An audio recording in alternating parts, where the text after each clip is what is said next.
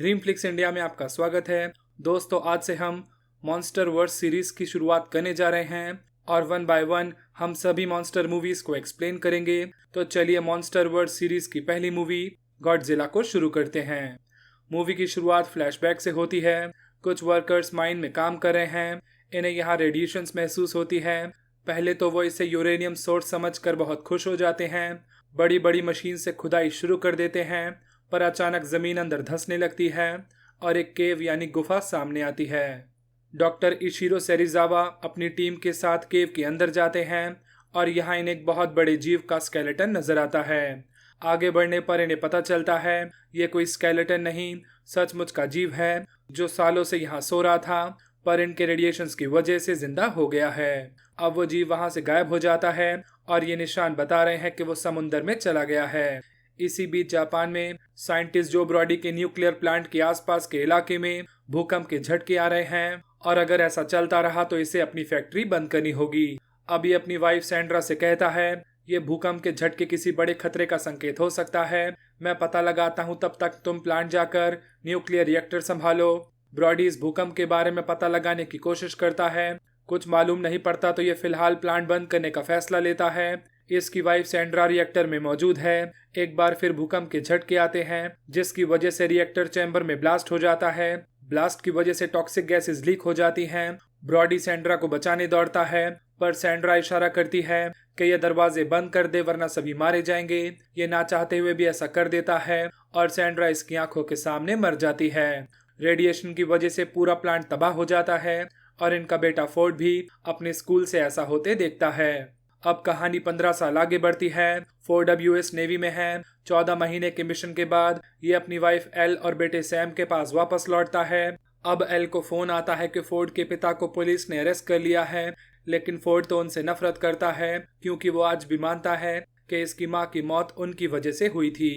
अब एल के कहने पर फोर्ड ब्रॉडी को जेल से छुड़ा लेता है और वो इसे बताता है तुम्हारी माँ की मौत मेरी गलती से नहीं बल्कि रेडिएशन की वजह से हुई थी। 15 साल बाद हमें फिर वही रेडिएशंस महसूस हो रहे हैं और पुलिस ने मुझे अरेस्ट किया क्योंकि मैं रेडिएशंस का पता लगाने के लिए दोबारा प्लांट में चला गया था।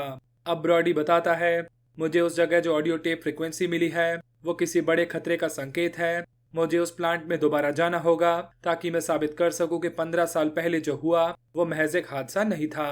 अब फोर्ड भी ब्रॉडी के साथ प्लांट आता है। वहां इन्हें कोई रेडिएशंस तो नहीं मिलती, लेकिन ब्रॉडी अपना 15 साल पुराना रिसर्च डेटा कलेक्ट कर लेता है, पर पुलिस इन दोनों को अरेस्ट कर लेती है। यहाँ डॉक्टर सेरिजावा भी मौजूद हैं। पुलिस ब्रॉडी से पूछती है ये बार बार यहाँ क्यों आता है और वो इन्हें बताता है ये जिसे 15 सालों से रिएक्टर की गड़बड़ी समझ रहे हैं वो दरअसल इलेक्ट्रोमैग्नेटिक पल्स है जो मीलों दूर से भी बिजली से चलने वाली हर चीज को रोक सकती है।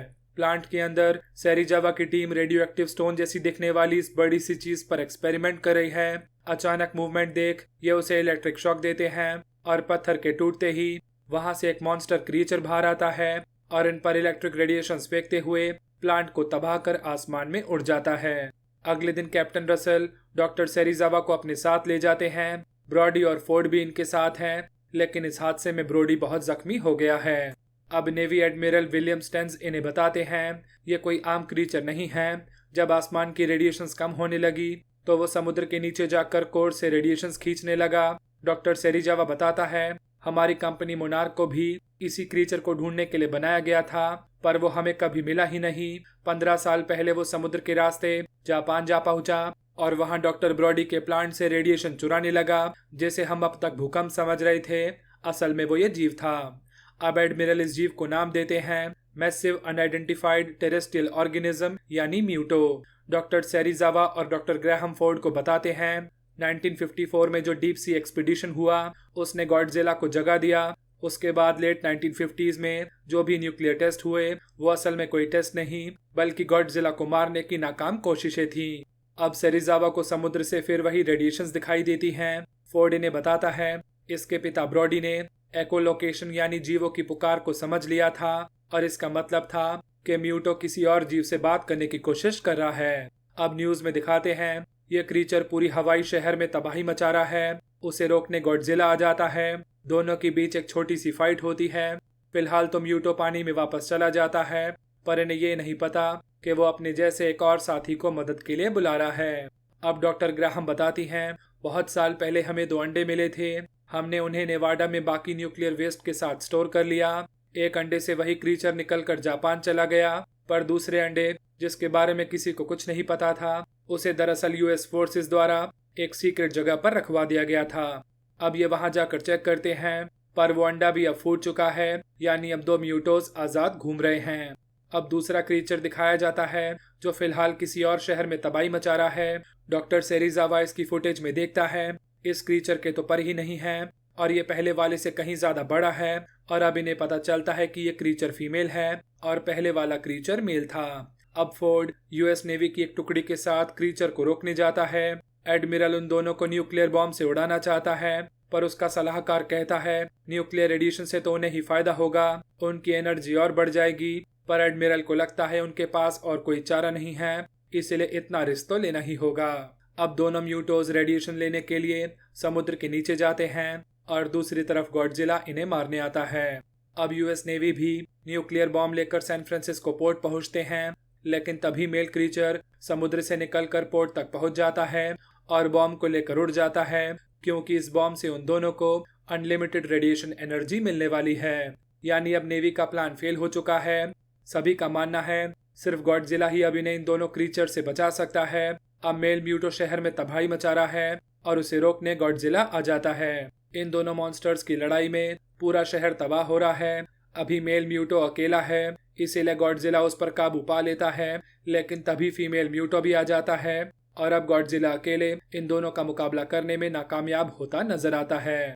इसी बीच यूएस नेवी को जमीन के नीचे इन क्रीचर्स के ढेर सारे अंडों का घोंसला नजर आता है। फोर्ड इन अंडों को बॉम्ब से तबाह कर देता है। इस ब्लास्ट को देख मेल और फीमेल म्यूटोज गॉडजिला को अकेला छोड़ अपने अंडों की ओर बढ़ते हैं और ऐसे में गॉडजिला को लड़ने का मौका मिल जाता है। इस ब्लास्ट की रेडिएशन गॉडजिला को एनर्जी के रूप में मिलने लगती है और अब गॉडजिला मुंह से एटॉमिक ब्रेथ छोड़ते हुए दोनों म्यूटोज पर अटैक कर देता है। गॉडजिला की एटॉमिक ब्रेथ से मेल म्यूटो मारा जाता है, लेकिन फीमेल अब तक जिंदा है। अपने अंडों को डिस्ट्रॉय और मेल क्रीचर को मरता देख वो बहुत गुस्से में आ जाता है। ये फोर्ड को मारने के लिए आगे बढ़ता है, लेकिन तभी गॉडजिला इसका मुंह पकड़कर सारी एटॉमिक ब्रेथ इसके अंदर डाल देता है, जिसकी वजह से फीमेल म्यूटो भी मर जाता है। इस हादसे में फोर्ड बहुत जख्मी हो जाता है, लेकिन उसके साथी ऑफिसर्स इसे हॉस्पिटल पहुंचा देते हैं।